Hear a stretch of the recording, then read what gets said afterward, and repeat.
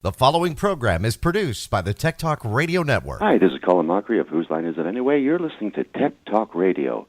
I don't know how it works. It's all magical stuff to me. Welcome to another episode of Tech Talk Radio. I'm Andy Taylor. I'm Sean DeWeer. I'm Justin Lemmy. And a lot to talk about. I want to say that, Sean, thank you for telling us about alternative2.net, which we talked about on the last program. I actually used it as one of our subjects for the television segment that we did on KMSB Fox 11, which you can see every Monday we do a segment. Because we're starting to see now software and services prices are going up. Just a couple that I have found out about. I got a notification from Nest because, you know, we have the Nest system, and I decided to go ahead and put everything Nest. I mean, I do have a couple other cameras that are doing our home security, but outdoor camera, I bought a doorbell camera. I was going to go Ring again and give it another shot, and I went with Nest. And they have a $60 annual, and that $60 annual covers you for as many cameras as you have, you know, as many, and then, you know, you can get video and the whole bit, and it was like $60 a year. Well, now they're going up $20 to $80 a year. Yep. I've been using Intuit QuickBooks for the longest time. Matter of fact, I want to say from the early days of QuickBooks. I mean, the very early days. And this is the time where you could go out and you could buy a copy of QuickBooks, and you would have it for years. And then if you wanted another feature, or maybe they updated the OS and you needed to update then, you know, printer drive, the whole bit, then you would go ahead and you'd pay for that update, which is usually going to be, you know, $200-$300, right? Mm-hmm. And then they went to a subscription model a few years ago.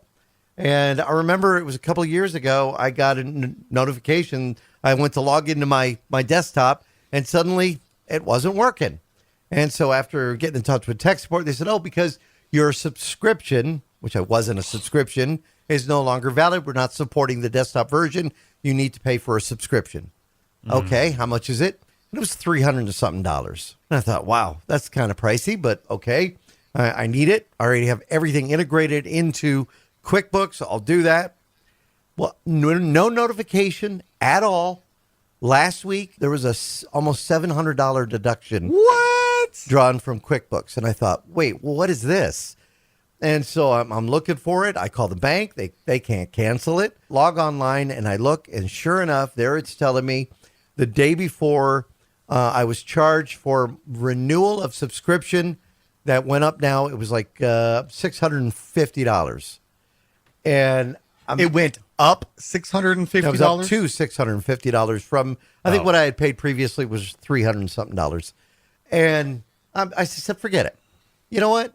I could do, I also subscribe to QuickBooks Small Business, which is an online service which also tracks mileage. I'll just create an invoice in that. I don't do that many invoices for the side stuff that I do. I'll just do it that way. And I dropped the service. I will say, you know, getting a live person on the phone so you can like disconnect the service, that can be a real difficult option, which was the case. Getting somebody that I could actually talk to, that I could drop the service or find out more about the dilemma that I was dealing with, that would have been key. And I know that, you know, QuickBooks is based in Tucson, their support team. But just walk down there. I know, right? I will say, honestly, though, even though it took a while, did get somebody that did help me who was kind enough to tell me they've had a lot of complaints about their price increase. Gee, you think? Yeah, mine, more than anything, was I wasn't notified that it was going to be happening. Are you sure you weren't? Did it? I went back and maybe just go. I went back and I looked in emails. Nothing. There was nothing that I had shady. ever received that That's said really shady. Price will be increased and you will be charged in this day. With that, you know, I did end up canceling, and they did issue a refund. It took them a couple of days, but I did get a refund of the amount that they took off. And I'm looking at other sources now. Again, I could just do it with the QuickBooks. I'm still paying them $10 a month for the app, or even just generate an invoice with Bill.com.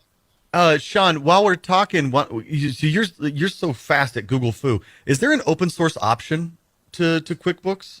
I saw a couple others. There's one called FreshBooks, but they're charging quite a bit, $25 a month for the Well, service. That's still better than. I would love to just buy software and just be able to use it. If I'm Well, what only about just using open it, source? Intuit open source. yeah, like QuickBooks, open QuickBooks source. open source. I don't know. Yeah, on alternative2.net. That's to.net. You know, and I don't. Yeah. You know, there's some home bank. I mean, just like he said, that's the whole point. Is Andy brought up alternative too? yeah. So it And gave me a there's chance. There's a bunch of options. Yeah. It gave me a chance to talk about them and how they offer an alternative. Also, you know, a lot of people went through the same thing when Adobe really kind of, you know, changed their model from having a software program. Now, although people that use Adobe have not been pushed, you know, they use an Adobe 5, they're not being pushed into Creative Suite. Yeah, sure. If you want to get the new benefits of generative fill, you know, then why not? But they at least let you still use the program. You know, I was basically told, well, you can't use the program anymore. I don't like anything about that. Adobe is doing something new, though, if you want to check that out. And it was the second part of our discussion is Adobe Photoshop Express is now available for free. It's not a 30-day trial. It's not a 60-day trial. Free version you can use. You can get, you'll be issued tokens right away to use some of the generative filling techniques. You get access to thousands of templates, so you can create with Adobe Photoshop Express or Adobe Express right away. And Your own AI images. yeah, right. But you have all this. But the nice thing about it is if you want to pay the $10 a month to get the premium version with, you know, thousands more templates, then you can. So it was a great way to kind of focus that even though some companies are increasing prices, like, you know, Google increasing prices of home security, Disney Plus is going to be raising their package price again. It's going to be almost $20 a month if you want the Disney Hulu bundle. You know, some people going, I can't afford to pay all these subscriptions. So, you know, there are other sources, other choices that you have for, number one, watching content, creating content.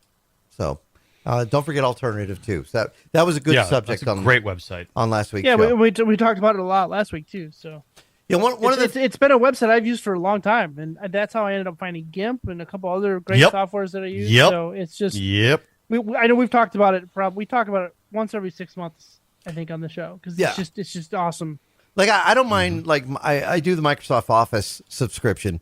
I don't mind spending the $119 a year for that for 5 users. But when they raise it and they don't tell you they're going to be raising it, and then they raise it to quite a substantial increase, that's when you say, wait a minute, do I really need this? Yeah. And don't feel bad about stepping away from it. And there are other sources out there for you to use software. You know, I mean, speaking of stepping away from things, honestly, you know, there was some like breaking news recently that Sean had pointed out to us. I mean, Sean, you right away are we reached out to Sean like, you got to talk about this. You are widely known on the show as the wise man, and I don't mean like W-I-Z-E. Yes, you are very smart, but the wise as in wise cam, right? There was some huge news, and it was like a security breach, but what was the extent of it? Because I'm a little confused here. They say that it only affected like 10 users, but it was just kind of the way they went about not telling people is what really got them in trouble, right? Yeah, so it's really hasn't gotten them in trouble, but it's just kind of shady. Yeah, because there's been no real information. Well, we're talking about shady stuff, so why not? And you kind of have to dig to find it, and I think the only reason it's gotten any sort of publicity is because the New York Times and their tech blog, The Wirecutter, put out an editorial basically saying we're pulling all of our recommendations for Wise. Wow. Except their light bulbs.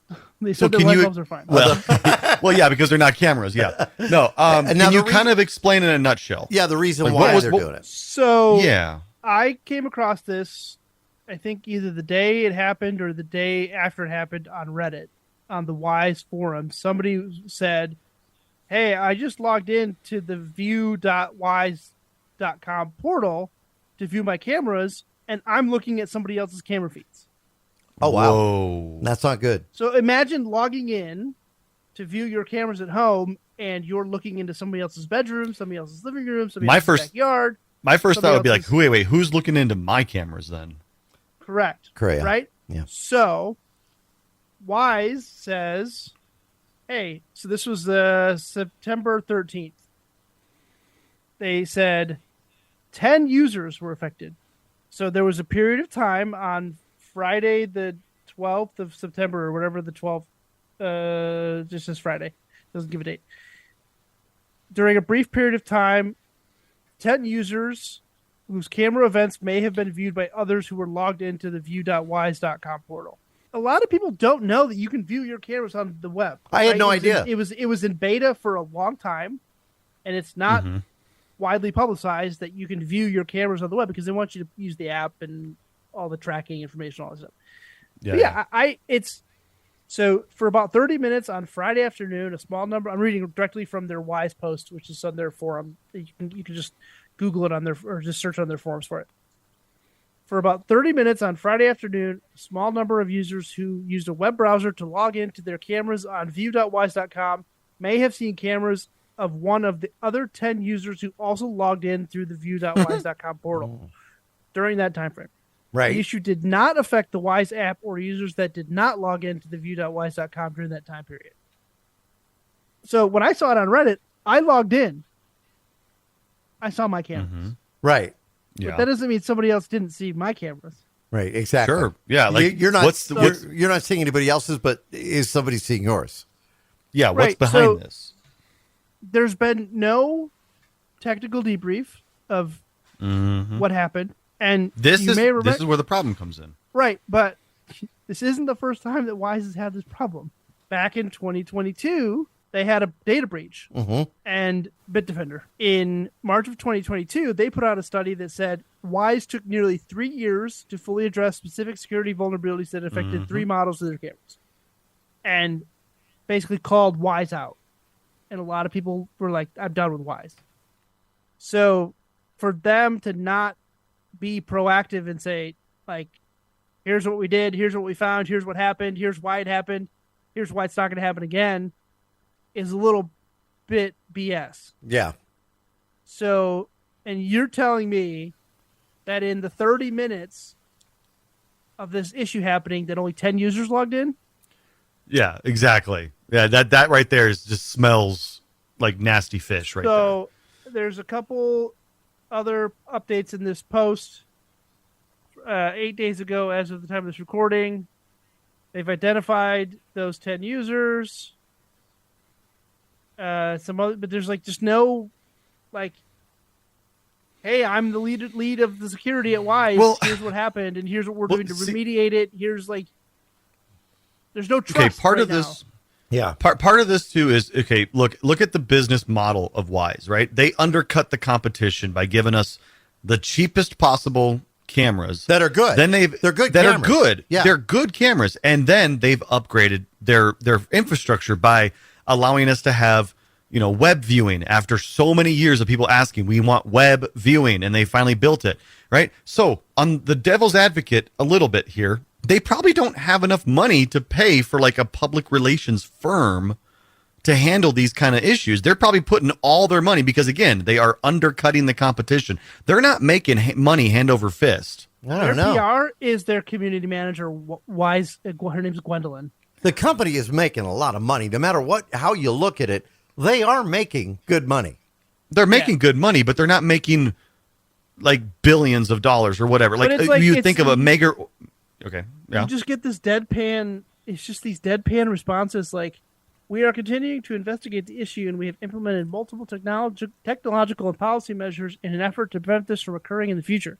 Again, this experience does not reflect our Multiple. commitment to users or the investments we've made over the last few years to enhance security. We apologize for this incident. Here's the next thing, comment. Sean. The Let me next ask. comment. The next comment says, "What measures did you enact so this cannot occur again?" Yeah.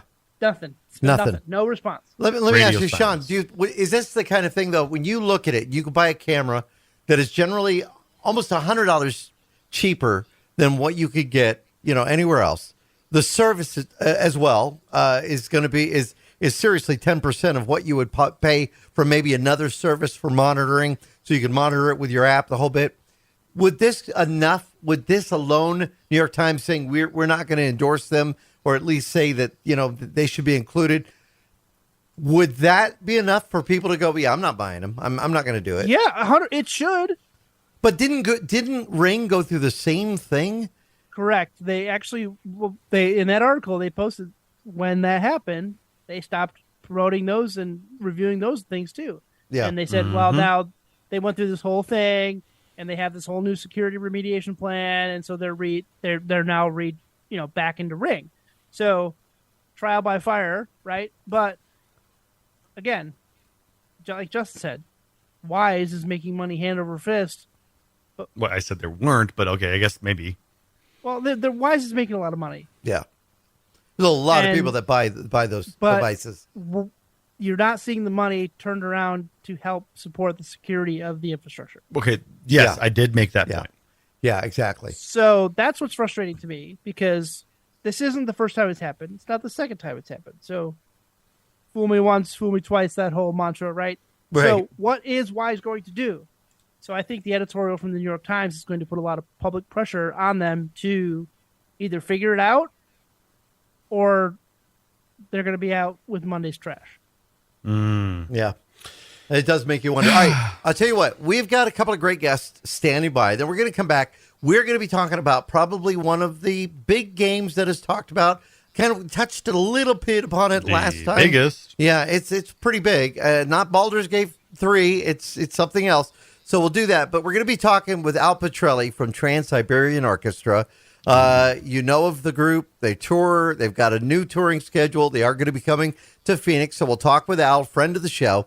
And we're going to talk with the folks from Nimbus 99. If you have been wanting to have your own streaming channel, whether it be on maybe Crackle, Tubi, or even just set up your own channel and have it streamed on, online, you can have full control of that. And they've got a great infrastructure, a program to make that happen, and a way to make it happen for you that is a content creator that is looking to show your product on something other than Vimeo and YouTube. So Nimbus 99 will have a representative from the show, the CEO, talking about that when we come back with more of Tech Talk Radio. I'm Andy Taylor. I'm Sean DeWeird. And I'm Justin Lemmy. Find us on the web at techtalkradio.com. We'll be right back. Now, back to Tech Talk Radio. One of the things I look forward to the most during the holiday season is Trans-Siberian Orchestra, and always good to know, are they going to be touring? Where are they going to be playing? And it's so exciting because I always get an opportunity to talk to my friend Al Petrelli, who is not only one of the founding members of the group, he's the musical director, one of the guitarists, and gets to live his passion out for music and having a lot of fun. Al is with us on the line. Good to talk to you. Good to hear your voice, my brother, and thank you for that wonderful introduction and very truthful, man. I live every day with the guitar around my neck. It's just a dream come true every day. The fact that Paul O'Neill's music is alive and well. We're coming back through town. Yeah, dude, love big rock that. show coming. I love that. Yes. Now, let me ask you, Al, how long have you been working with TSL? I mean, as one of the founding members, I remember when you got your start, suddenly people were talking, hey, have you heard this? Have you heard this? Just mind-blowing. Yeah. 28 years. Wow. 28 years. It was 28 years ago this past February or March where the first time Paul called me up. I had been friends with him for about 10 years prior. Yeah. But it was late winter, early spring of 95 when he called me up and he said, I got this thing I'm working on. Would you mind coming into the studio and putting ears on it with me and see what we can do? And I'm like, I'll be right there. Yeah. And I remember him explaining the story about, the song that was to become Christmas Eve Sarajevo 1224, the history behind that song. And we shared a couple stories. I said, all right, brother, press record. And, I played that opening kind of sad-sounding little guitar motif in the front of it. And we had a cello come in and play God Rest You Merry Gentlemen over the top of that. And then the song kicked in, and I looked at him and was like, you're onto something here. I said, I don't know if the world's ever going to hear it. I don't know who's ever going to, play this, but this is awesome. And he goes, I just want to make great art. Here we are, dude, 28 years later. And you would think with so many different choices of music out there, with pop and rock and metal and everything, people would have their own kind of flavor of music, but yet everybody, whether they like country, whether they like oldies, they love the music you guys create. And Christmas Eve Sarajevo 1224, according to Newsweek, I was just reading, is now one of the most downloaded Christmas songs ever. It's in the top 10. Yeah, it's crazy. It's crazy to think about that when I was a kid, it was Nat King Cole's The Christmas Song or White Christmas by Bing Crosby or, Me Being Me, being an R&B fan, Donny Hathaway's This Christmas. Yeah. And then all of a sudden to be part there when it was created, when it first opened its eyes, if you will, like a child being born. And here that child is 28 years old and still important, and still growing, and still getting stronger and better. Man, I could be, I'm as proud of this as my own children, Yeah. And I love it just as much. Al, you were talking about the Christmas Eve Sarajevo 1224 and the story behind it. A lot of people who maybe have never been to a show have heard the song, but they really don't know what it means. Can you tell us a little bit about the inspiration for that? Well, going back to that evening, with Paul, the long story is he put the faders up on this track, and I looked at him and I kind of tilted my head to one side like when your dog looks at you and doesn't really understand what the hell just happened. I swear to God, man. And I looked at him and I said, my brother, what's with the Christmas song? And he laughed. And then he told me the story. So he said it's not really a Christmas song. It's a song depicting events that took place on Christmas Eve during the war. Yeah. I was like, all right, you got my attention. What do you mean? So he told me that during that war, there was a cellist who lived in that town who would grab his cello and go down to town square every night. He knew when the bombing raids were coming, and he would sit down and play pieces by Mozart, Chopin, Beethoven, Bach, whatever, in protest to these bombings.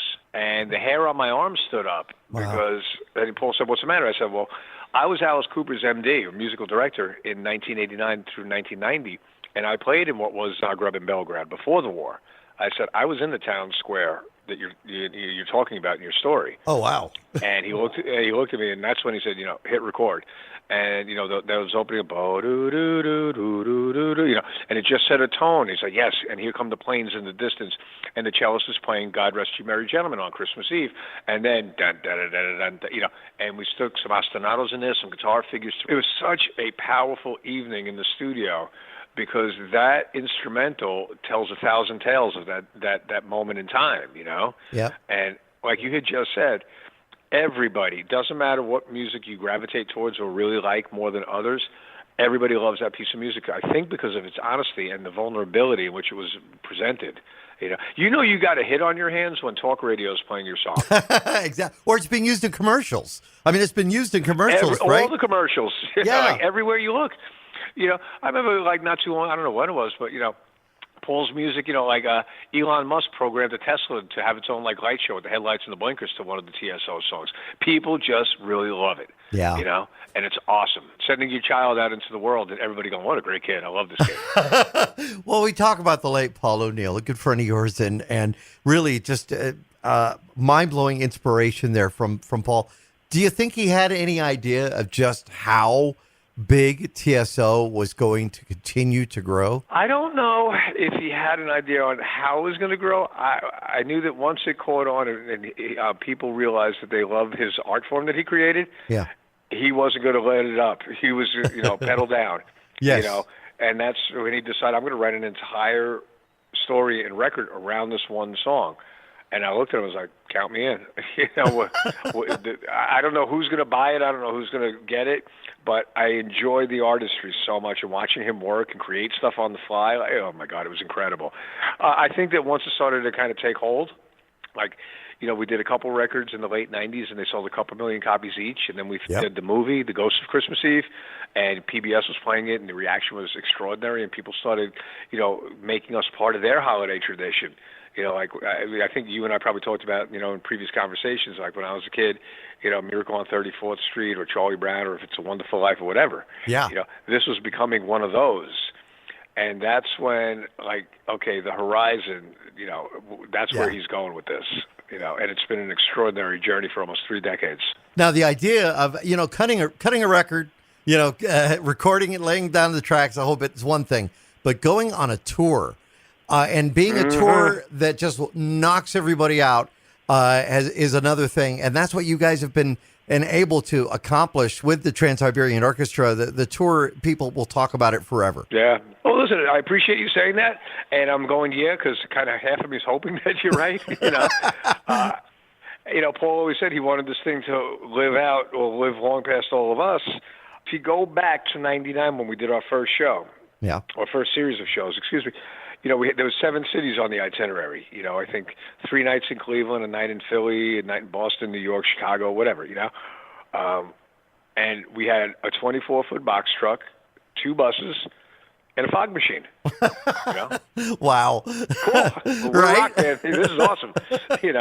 Had no idea who was going to come see these shows. Had no idea. We sold 5 or 6 million copies of the records. Like, who bought these records, dude? And I don't know if I ever told you. I felt like I was in the Christmas version of Steely Dan. Like, all we do is record and sell records and never have to tour. Okay. Right. Yeah.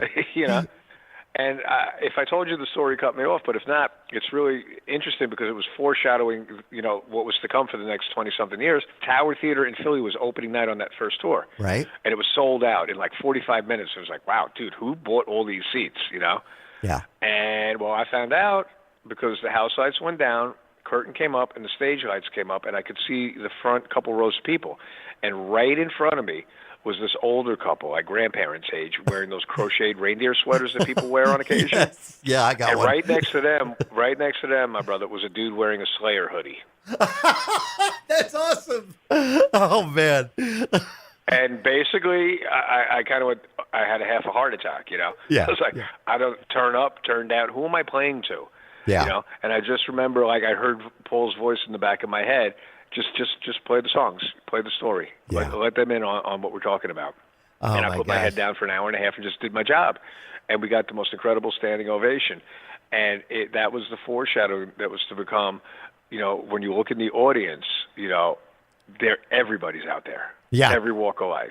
All different ages, right? And again, it's grown up. One 24-foot box truck, the last year I had 21 tractor trailers and 12 buses and a lot more fog machines. Oh, man. So it has grown up over the years. It didn't happen overnight. It took a long time because Paul put everything back into the band and the organization and the company. He didn't care about money.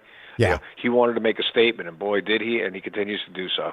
Even during the pandemic, which, of course, was a few years back, you still did a show, but you did it and you streamed it online. And you had a lot of people that partook and watched it, right? Yeah. If that's as bad as my year was, is that I couldn't go to work that year, I have nothing to complain about compared to how many people suffered horrible tragedies and losses, Yeah. My prayers and thoughts still go out to all those people. And this thing's still, annoying. It's still floating around, Yeah. But anyway.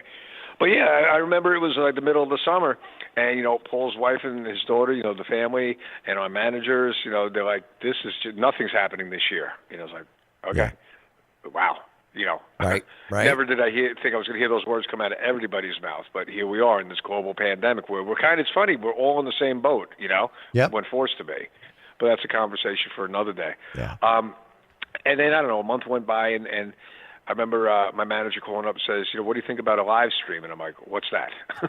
He goes, well, we're going to set up in a very, closed environment, in a vacuum, if you will, almost. Right. And we're going to perform this once live, and people are going to stream it into their living rooms. I'm like, you're giving me a chance to have one swing at the plate this year? I'll take it.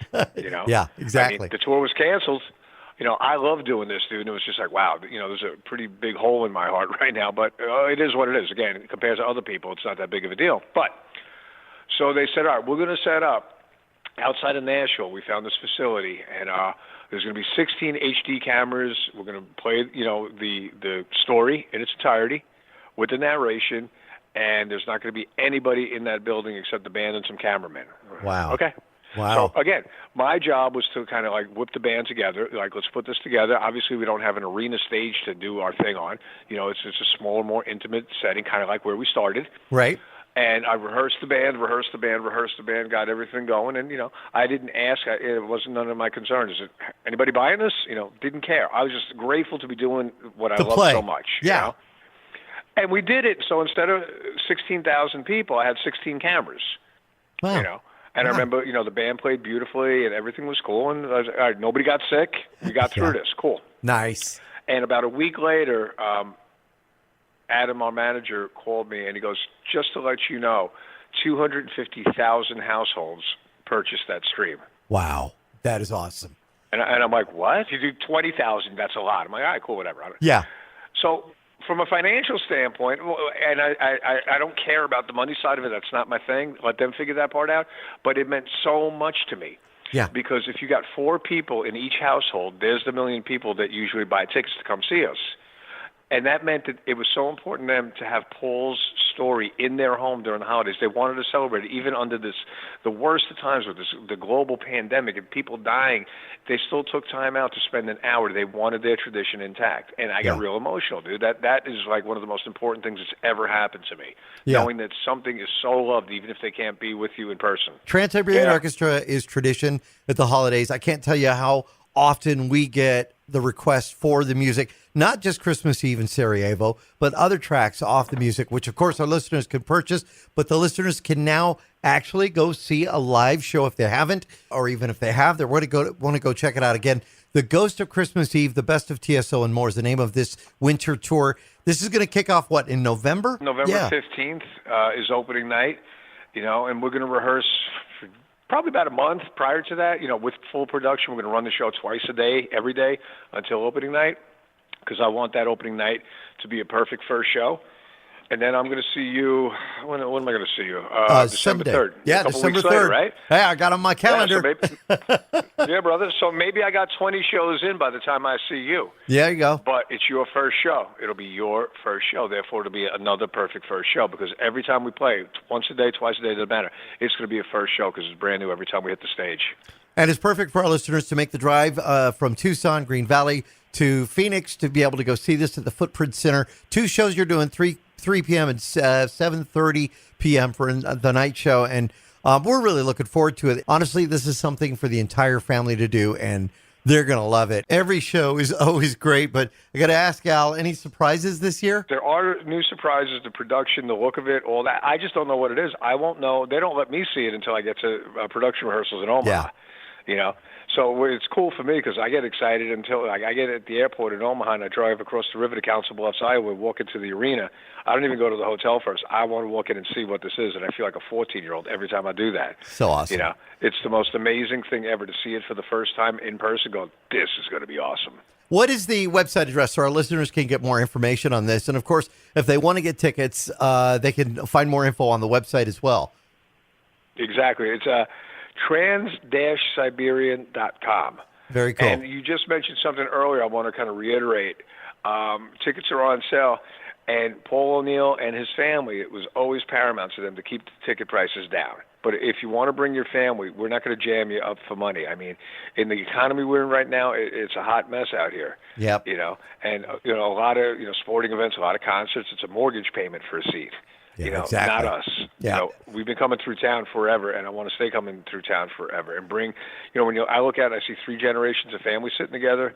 That's like one of the greatest things ever, dude. Plus, you donate a lot back to the communities, over $18 million since the shows have begun to charities throughout North America. So, seriously, Al, thank you, man. In the legacy of what Paul has left behind, you guys continue to do great work. No, his family is carrying on that legacy. Paul's, he kind of lives in my heart and on my right shoulder all the time. Every time there's a pyro hit that goes off, I can't help but chuckle. He's such a pyromaniac. I love that guy. That's awesome. Nothing says Merry Christmas quite like pyro. There you go. Exactly. Al Petrelli, always great talking to you again. We'll see you December 3rd in Phoenix as Trans-Siberian Orchestra tours. Thanks again for coming on. Always, my brother. Thanks for having me. Much respect to you and your family. I'll talk to you soon. Trans-Siberian Orchestra puts on a great show, again, for the entire family. Great visual effects, great music, all combined. If you want to get more info, be sure to check out their website, Trans-Siberian Orchestra. And be sure to tell a friend about this. They can listen in to hear what they can expect with Al Petrelli and TSO. We're going to take a quick break. We'll be back with more of Tech Talk Radio. If you want to stream your own channel, you've got an idea, I'll tell you how you can make it happen with a company based here in Southern Arizona. More on our website at TechtalkRadio.com. And now, back to Tech Talk Radio. We love to support Arizona business, and the tech world is constantly looking at our great state. We're here in Arizona. One company that is global, but based in Arizona, is a company that I've learned about called Nimbus 99.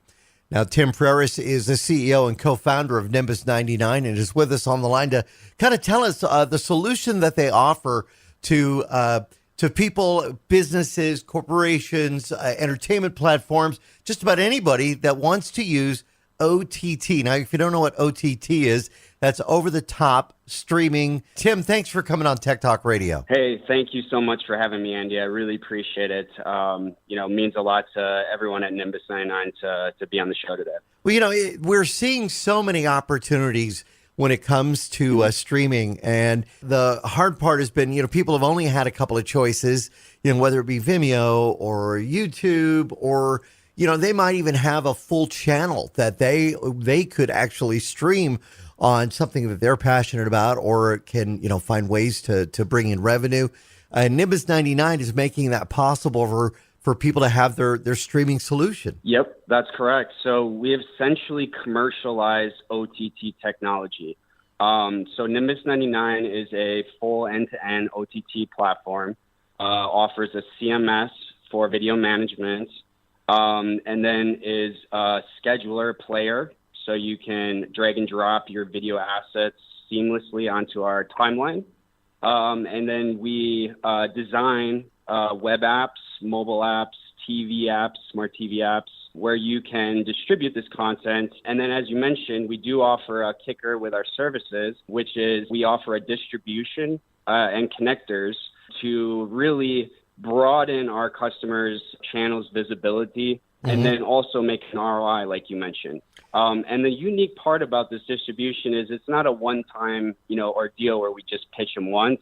Right. We have a content acquisition team that reaches out to our entire network of about 1,000 fasts, which is free ad-supported streaming television.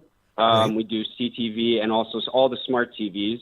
And it's a full process where we go weekly due to the demand of the type of content that these providers that we can go to are updating and need, right? So it's a really unique aspect. How we kind of came up with this idea, my co-founder and I, we came from the newswire space. Right. So we worked, for Newswire. And we were always curious on how we could get more views on the videos, right? Because as you mentioned, anyone can go make their own YouTube, post on their social pages, right?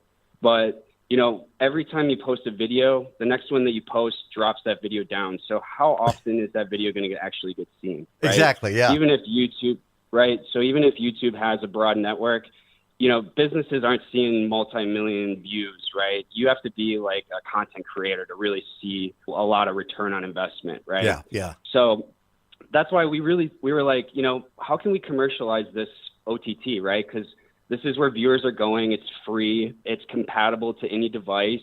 And why aren't brands and content creators, utilizing this, right? And, a lot of aspects kind of go into it, right? Complexity and layers of the OTT platforms that are out there, right? Mm-hmm. The infrastructure being super complex, and you really have to have a broadcast experience to use it, right? Right. And that's what we changed, right? We made it easy for anyone that's never done this before to be able to use our platform and take advantage of this, right? Right. We believe content marketing is big even for brands. So that's a little bit about us and what we're doing there. So Tim, if somebody is a creator, but their creation is not in the short form that we're seeing late now with Reels and with other services on social, but they have this idea, like, because I saw something the other day. I was in a hospital waiting room, and it was a 30-minute program on wellness, and it was I couldn't figure out where this was coming from, and I realized it was, and I looked it up. I went online, and I found out there was a content creator. They were based in Carlsbad, California, and they were creating this, and it was actually being offered to stream through the hospital. And I thought, that's pretty amazing. It's almost like I'm watching a channel, but they've created like their own type of channel for distribution that would kind of focus and target that specific user. Is that kind of what Nimbus 99 can offer somebody that has an idea, not in the short form, but maybe creating full programs? Yes, absolutely. We want to make it where you can just focus on making great content, right? Right. Like, another nice aspect of what we are doing, if you don't have the time, and, what we learned was content creators, they're constantly working and recording and putting out content, right? So they don't really have time to manage a channel per se, right? Because it's like an extra platform or system. So we do offer managed services. So Okay. where we would go and manage your channel for you. And all you have to do is upload it to the system. And then we encode videos to every platform, browser, device, and any platform that we would connect in 30 seconds or less. Oh, wow. Right? So you can take that video, schedule it immediately. We do also do live, right? So that's a nice neat aspect that we add. And we do offer, so with our timeline, there's a base timeline for playlists, and then there's a priority. So you can add a live feed. So then you can do a live broadcast as a content creator where you're, working in the field and you want to broadcast to your following, right? So you can set that up easily with us, right? So we've pretty much made it where, whatever you're looking for, whatever your bandwidth is, we just want to give you access to this, right? So if you need us to manage it for you, right, build it for you, troubleshoot for you, we're here. And then another unique aspect about us, so we offer 24/7 customer support. Mm-hmm. So if you need anything done whenever, in any country, we're available to help you, right? Yeah. And that's a unique aspect that we brought from the newswire space where we came from. We noticed that the customer service with a lot of our competition, it's hard to get in touch with someone, right? Or even get an update or, how do I fix this? And we saw an opportunity to disrupt with offering like 24/7 support and bringing a new level of support to this space, right? So, I think that, those aspects are making it easier for these content creators to, show it on screens in a hospital, right? Yeah, right. And it shows you that these connectors are looking for this type of content, right? They need original content, right? And there's a lot of great content creators out there, like, even independent filmmakers, that are making content, that's never going to be seen. And they put their life savings into it, and we want to give them that opportunity to get that out there, right? In Arizona, we have some really great film festivals. You've got the Tucson International Film Festival. This would be a great opportunity for somebody like this, and then to be able to have these films seen by just about everybody, and it could all be done through ad-supported streaming television that somebody could set up a channel for. Where would and I know a lot of people are probably asking this question. So say you get something like that, or like that show I saw the other day, or even hey, I'd love to see G4 Tech TV come back at Tech Television. So somebody wants to do that.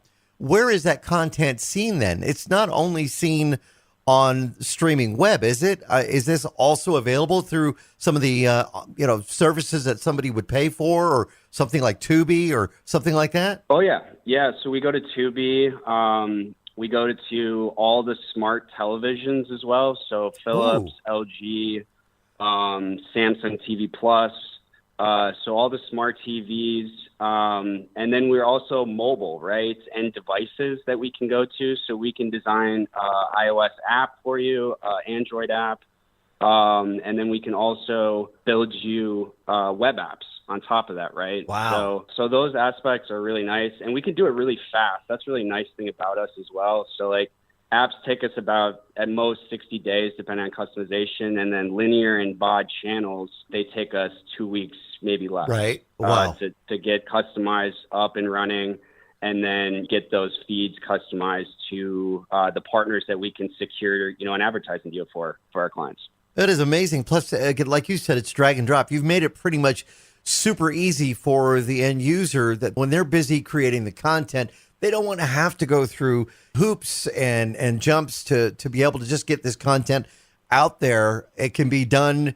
They've got it scheduled, ready to go. It's just a matter of dragging and dropping it into the Nimbus 99 kind of controlled playback, right? That's correct. Yeah. So our player, the Nimbus 99 player, is super innovative. Where the videos, like I mentioned, you upload it, it's encoded. Then from there, it's literally a drag and drop to a timeline, where we do offer features also for monetization. So that's another nice aspect about this. We do offer subscriptions, right? Cool. Rentals.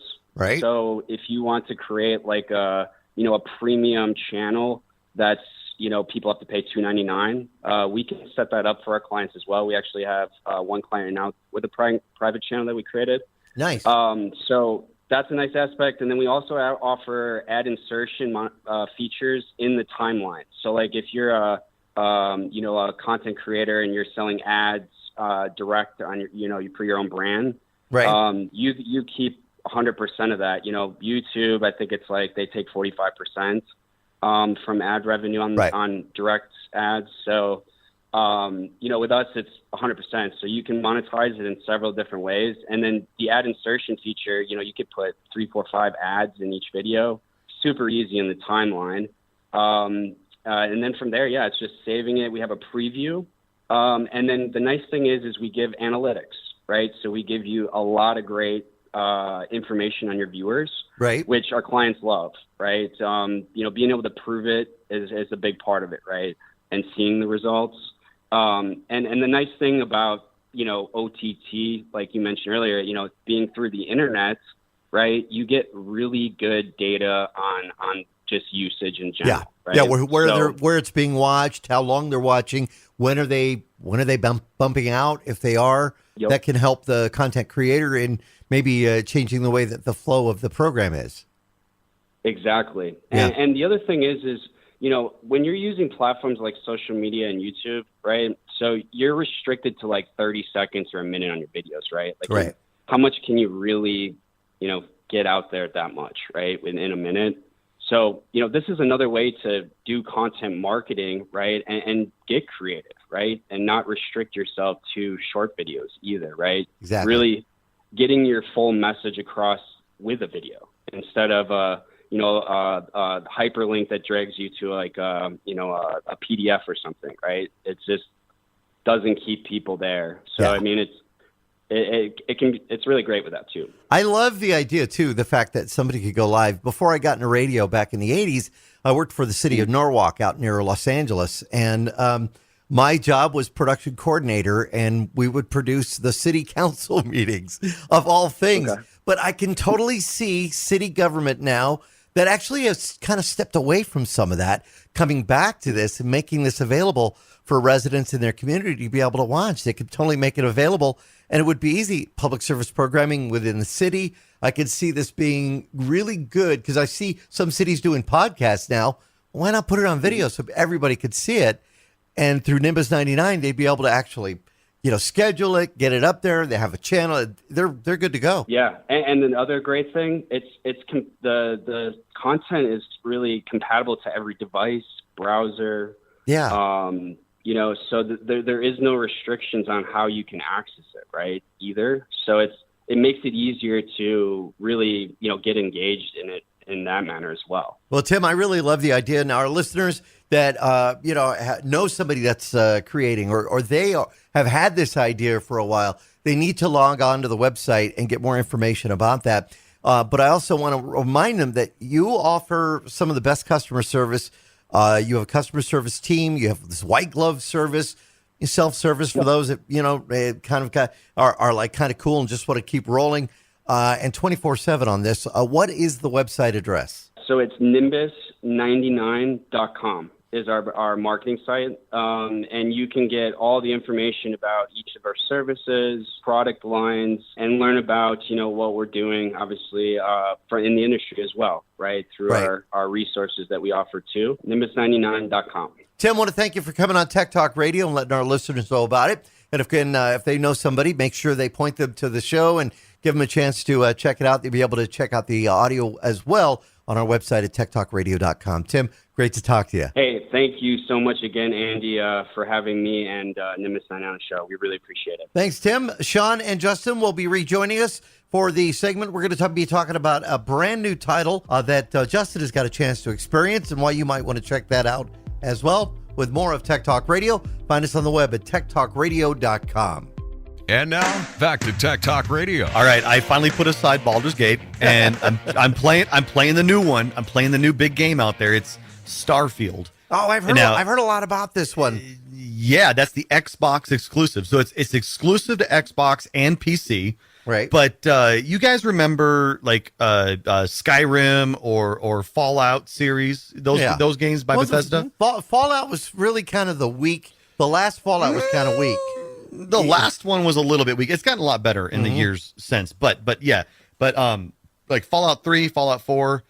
So Bethesda is the company that makes this Starfield. Right. And so it's basically Fallout in space. Okay. But the thing was, is they really did hype it up. They hyped it up massively. They were like, oh my God, this universe is going to be huge. You can go visit 1,000 different planets and everything.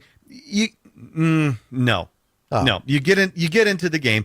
Okay. First off, I'm coming from I'm a Star Citizen player. Well, former / semi-retired Star Citizen player. I'll go back and play it.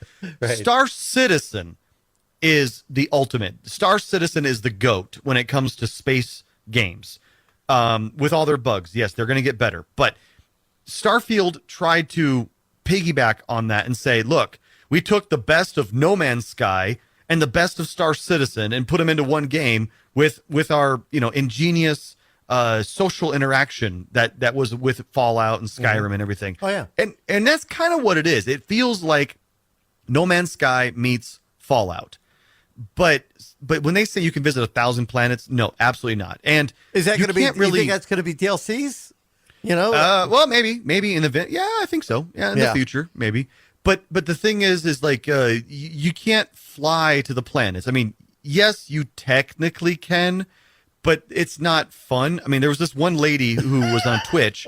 No, there's a lady on Twitch who was like, "Hey, look, there's Pluto. I'm gonna fly to Pluto." Right. She put her plane on autopilot and stepped away from her stream and went to sleep and woke up the next morning and her plane was still flying towards Pluto. And when it finally got to Pluto the next morning, it was just a flat bitmap image. Oh, it wasn't even a planet. It's not. It wasn't a true planet. So there are definitely predefined planets you can visit. And again, you can't actually fly to them. You cutscene to them, if you will. Right. You click on the planet, you say, I want to land here. And it goes boop, and it shows a short little loading screen, and bam, you're at the planet. And you're like, oh, that was fun.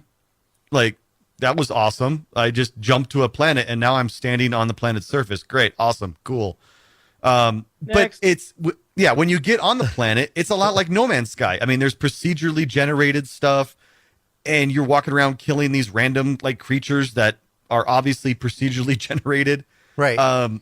But there's something about it though. It's still a good Bethesda game. I like the storyline. I like the social interaction. This is the first game under Microsoft's flagship from Bethesda, right? Yeah, I think so. Yeah. Yes, because it's exclusive to Xbox and PC, and PlayStation fans are going nuts. They're just like, wait, come on, this is not right. We should be having this. And well, maybe you should get an Xbox.